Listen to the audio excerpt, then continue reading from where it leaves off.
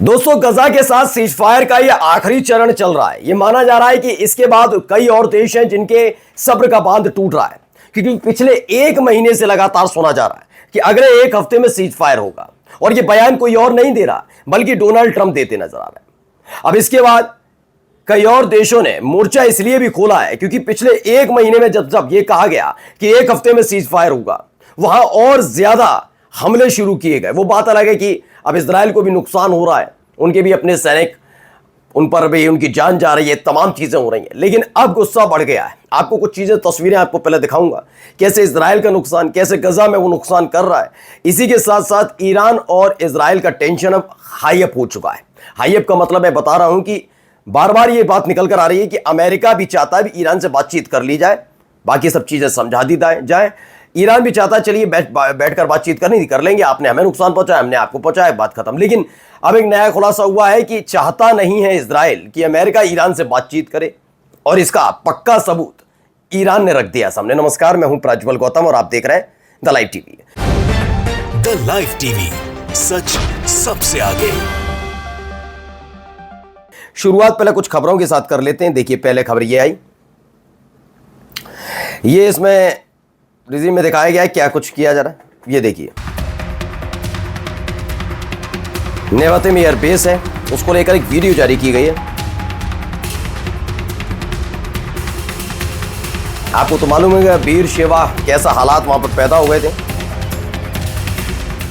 यहीं पर सारा का सारा इनका बना हुआ है। कैसे वहां पर ये पूरा इलाका जो है, ये दक्षिणी इलाका इजराइल का, यहां से चलता है, यहां से बड़ी तादाद में मिलिट्री बेस को किया था। F-35 फाइटर जेट से लेकर बहुत सारी चीजें जो अवेलेबल रहती हैं, देखते जाइए।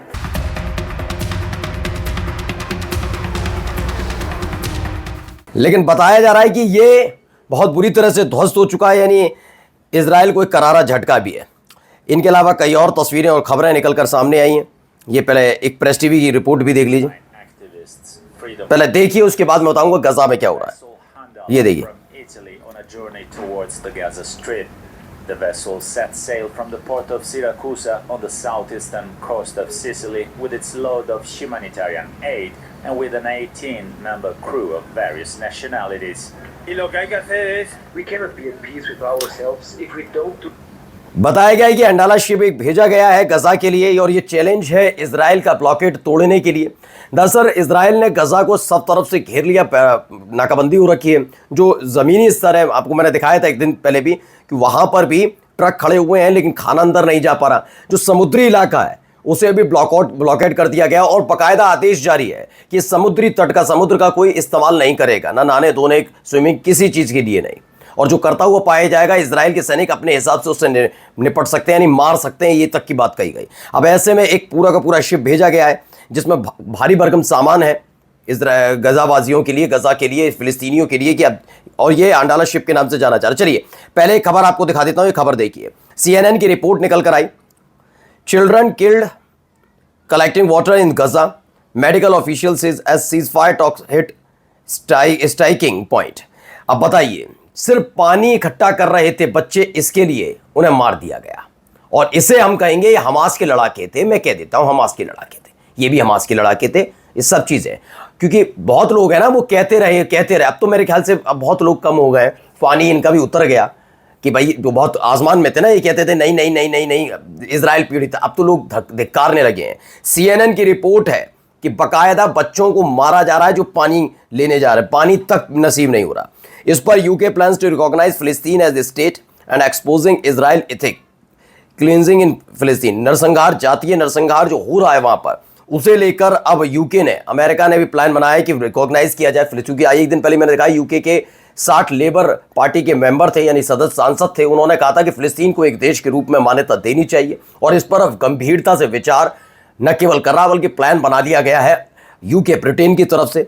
और साथ ही साथ कैसे इजराइल वहां पर जातीय नरसंहार कर रहा है, उसका भी प्लान है।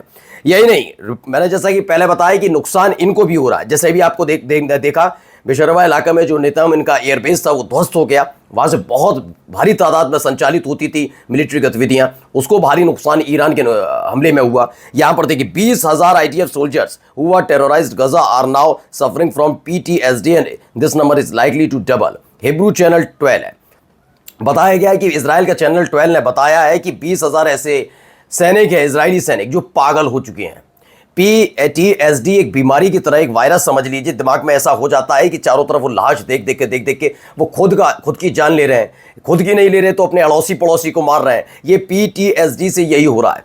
मैं लगातार आपको दिखा रहा हूँ। डैनियल इदरी नाम का जो था, जिसने अपनी माँ को चिट्ठी लिखी थी कि हर तरफ मुझे हर वक्त बदबू आती है, लाशें दिखाई देती हैं, बदबू आती है, मैं सहन नहीं कर पा रहा। उसने अपनी गाड़ी में बैठकर खुद को आग लगा ली, सुसाइड कर लिया था। उसके बाद भी लगातार ऐसी ही खबरें आई और देखिए अब तकरीबन ऐसे 20,000 IDF के सैनिक हैं जिन्होंने अपनी जान ले ली है। इस तरह की खबरें भी निकल कर सामने आती है कि ये भी वहां पर हो रहा है। अब देखिए वहां पर गजा के अंदर क्या है, पहले देखिए। इजरायली जो सेटलर्स हैं उन्होंने रोड को पूरा ब्लॉक कर रखा है। ये तस्वीर भी निकलकर सामने आई, कैसे इजरायली सेटलर्स ने रोड ब्लॉक कर दिए। वहां खाने का सामान अंदर जा नहीं सकता, तमाम चीजें, इसे लेकर नाराजगी। अब आइए, 20-year-old American citizen Saif beaten to death by Israeli settlers in West Bank. ये खबर हमने भी आपको दिखाई थी कि कैसे एक वेस्ट बैंक में वो है फिलिस्तीनी अमेरिकन है, उसको बेरहमी से पीटा गया। नाम सैफ था, तो भैया मुसलमान मतलब फिलिस्तीनी होगा, उसे पीटा गया, मारा गया। अब ये अमेरिका तय करेगी क्या अमेरिका को ऐसे नागरिकों से उसे ताल्लुक रखना है अपने अमेरिकन की। कहा जाता है, अमेरिका का इतिहास है कि अमेरिकन और पैसा, अमेरिकन नागरिक और पैसा, इसके लिए वो किसी भी देश से भिड़ने के लिए तैयार रहता है। जबकि इजराइल के लोग लगातार अमेरिकन को निशाना बना रहे हैं। 20 साल के अब एक सैफ को भी मार दिया गया, बताया गया इतना पीटा कि उसकी जान चली गई। अब आइए, खबर आई है, फॉर्मर इजरायली PM है Ehud ओलमर्ट accused the Israeli government of turning Gaza into a concentration camp, माफी चाहूंगा, reminiscent of Nazi crime। बताया गया कि बिल्कुल वैसा ही एक कंसंट्रेशन कैंप बनाया जा रहा है एक वक्त में जैसे जर्मनी में था। मालूम है आपको ना कि कैसे हिटलर ने इन सबको भेज दिया था, वहां पर इन पर अत्याचार होते थे, वैसा ही एक बनाया जा रहा है। फिलिस्तीनियों को जबरदस्ती उसमें रखने की कोशिश की जा रही है और दावा ये किया जा रहा है ये इसलिए बनाया जा रहा है जिससे ये पहचान की जा सके कि कौन फिलिस्तीनी निर्दोष है और कौन हमास के लड़ाके, ये करने के लिए। जबकि ये बनाया इसलिए जा रहा है कि जब आप खुली हवा में रहने वाले लोगों को खाना पानी दाना ये नहीं पहुंचने दे रहे तो आप वहां क्या करेंगे। और इसको लेकर खुद इजराइल के पूर्व प्रधानमंत्री ने कहा कि हाँ, ये बिल्कुल वैसा ही है, कंसंट्रेशन कैंप नहीं है, नाम कुछ भी रख दो, अच्छा सुनने में बहुत अच्छा लगे, कान को रख दो, लेकिन अंदर क्या हो रहा है वो सबको पता है। ये देखिए, ये भी एक चीज बताई गई। वहीं में ट्रंप ने अनाउंस किया है दैट वेपन्स, जो हथियार है, will be sent to NATO which will forward them to Ukraine. अब यूक्रेन भेजने की तैयारी हो रही है।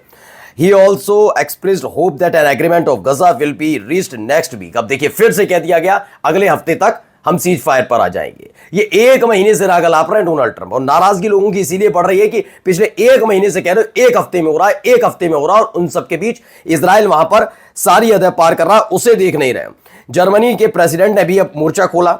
उन्होंने क्या कहा, ट्रंप को बताया ये पूरी तरह से जिम्मेदार है ईरान के साथ जो टेंशन बढ़ी, जो तनाव बढ़ा मिडिल ईस्ट में, उसके जिम्मेदार कोई और नहीं, ट्रंप है। ये दावा अब जर्मनी के प्रेसिडेंट भी करते हैं। एक इन सब के बीच पहले खबर है, देखिए ये क्या हो रहा है।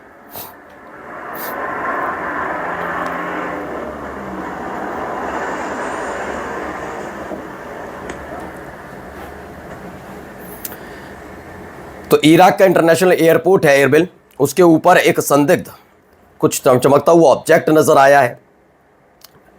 एक बहुत धमाके की आवाज सुनाई दी है। लोगों में दहशत है कि हमला कहां कैसे हुआ, क्योंकि सीरिया के बाद मैं लगातार बता रहा हूं इनकी नजर अब इराक पे टिकी हुई है। अब देखिए क्या हो रहा है।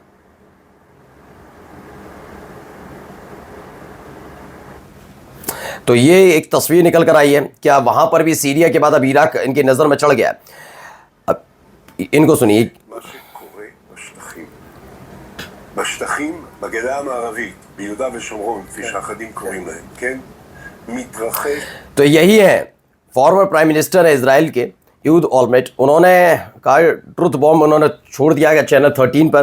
उन्होंने बताया वेस्ट बैंक में क्या हो रहा है, वॉर क्राइम आर एक्रोइंग डेली वहाँ पर वॉर क्राइम हो रहा है, युद्ध अपराध हो रहे हैं, जो है फिलिस्तीनियों को मार रहे हैं, लोगों को जला रहे हैं। ये सब तमाम चीज़ें हो रही हैं, इजरायली सरकार की देखरेख में हो रही हैं, अपने ही देश की पोल खोलते हुए नजर आ रहे हैं।